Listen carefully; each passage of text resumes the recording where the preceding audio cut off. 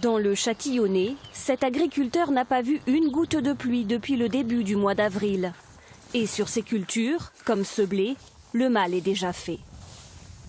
Là, vous voyez, par exemple, on a les épis de blé, on voit qu'il y a beaucoup de feuilles qui sont en train de griller, naturellement au soleil. Donc ça va engendrer une perte de rendement. Allez, là, vu l'état de la parcelle, on a déjà entre 15 et 20% de perte de rendement, quoi. Heureusement pour cet agriculteur, le cours des céréales reste pour l'instant élevé, ce qui devrait combler en partie la perte de rendement. Mais une chose est sûre, le manque d'eau se fait désormais sentir de plus en plus tôt. La plupart du temps, on observait des sécheresses à partir de fin mai, début juin, vraiment en fin de cycle. Aussitôt que ça, avril-mai, moi depuis que j'ai installé, j'ai jamais vu ça encore. Partout en Côte d'Or, le constat est exactement le même. Et le problème, c'est que les agriculteurs ne peuvent pas y faire grand-chose. Dans la grande majorité de notre département, sur la pluviométrie au mois de mai, on ne peut faire que subir.